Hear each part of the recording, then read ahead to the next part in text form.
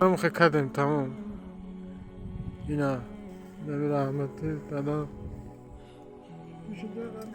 İnna lillahi ve inna lillahi raciun. Assalamu alaikum ve rahmatullahi ve barakatuh.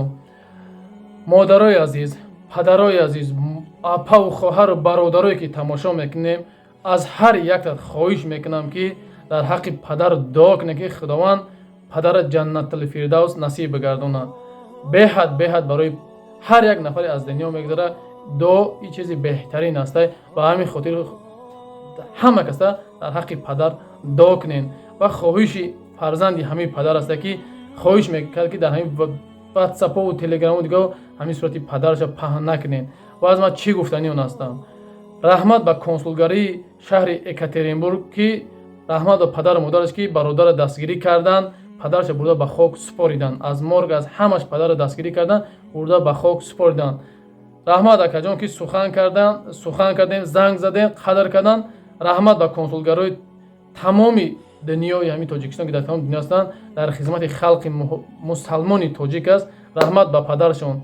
و چی گفتنی آن هستم؟ برادرای عزیز خواهش میکنم همین معلوماتای بردروغ پهن نکنین. یک صورتی بچهای تاجیک میمونین، بچهای تاجیک علاوه میزنین، نیم خگا بسیار داوجا نه نامره نه آدرس. خواهش میکنم هر یک نفری که گروه دارید تلگرام، در واتساپ، در ایمو یا بلاگ هستین، خواهش میکنم آل معلومات پر رکنین، بعدا روی نوار یا که در گروپ ها هم صورت پهن کنین. هم صورت میمونید دربارش نمره تلفن آدرس بنویس، بگین این برادر از دنیا گذشته یا یگان مشکلی خطیه صاحب درکاش در کارای. خواهش میکنم همین گپی دروغ خطی یگان آبرو هم نمیگیرین، یگان چیز هم نمیگیرین. به همین خاطر مادرای غریب، پدرای غریب، برادر و اپا و خواهرای غریب الحمدلله مسلمان میگیم، نه که دیلای ما سیاه های. به خاطر چی؟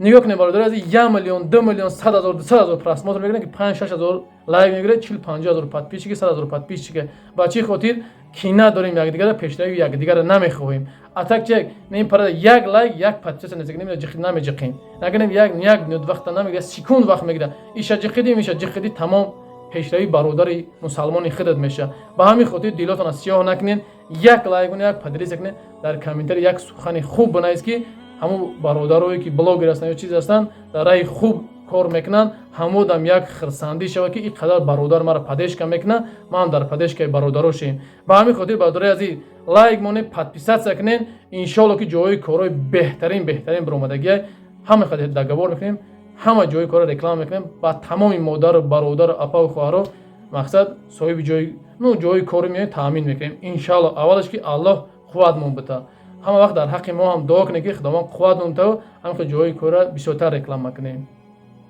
و الحمدلله باز هم مسلمان هستیم. هر یک نفر میخواهد که زیارت خانه خدا رو یا پدرش یا مادرش یا برادرش یا زنش یا فرزندش روی کردن میخواهد، مرحمت برادر عزیز حج عمره می‌نویسم، نمره میمونم خارجان از نام خیر مهاجر، حتما از نام خیر مهاجر زنگ بزنین، به از کانال خیر مهاجر گفتیم میخوایم با زیارت خانه خدا رو یا پدر ما یا مادر ما روی کنیم، مقصد چند سوم از چی خاص همش خارجان میفهمونن، خوبترش در واتساپش بنویسین، ان شاء الله از نام ما گپ بزنین، ان شاء الله با ارزانتر میکنه، با نرخ دسترس به شما را یا پدر مادرتون با زیارت خانه خدا میبرن. در اونجا گس نیسته، خورد و خراب، زیارتگاه ها همش داخل میشه، هم سومی که شما میتین.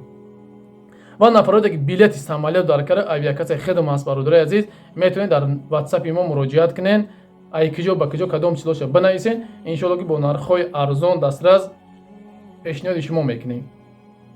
و باز هم میگم مردم شهردلی تاجیکستان، ای باز هم میگم تاجیکستان با پیش، ای تاجیکستان با پیش، ای تاجیکستان با پیش، همه وقت ما باید شهردل باشیم، همه وقت دست یک دیگر، یک مادر، یک پدر، یک برادر اپا و خواهر در پستی میغلطه، ما باید همه کسی یک جای شده دست یک دیگر را بگیریم که دیگر ملت ها فخر کنن ما مردم تاجیک ببینیم که چقدر دروژنی هستیم، چقدر یک جای هستیم، دست یک دیگر را میگیریم، باید ما یک مشیم. با همین خاطر برادرای عزیز ای شما یگام چیز نمیره، یک لایک کنین، یک پادپیسات سکنین، تمام. چی مشکلی که کی در کجای کی داره برادرای عزیز در همین واتساپ اویاکاسمون بنویسین، ان شاء الله که ما ایداسم اونکش در خدمت هستیم. برای همین با شما تماشای خوب خواهانم برادرای عزیز، یک لایک، یک پراسماتر، چی میگم приятный просмотр با شما تماشای خوب خواهانم برادرای عزیز. با همین خاطر لایک پادپیسات را فراموش نکنین و ویدیو را میتونید اگر امکانیت باشه پهنش کنین. الله از شما راضی باشد. السلام علیکم و رحمت الله و برکاته.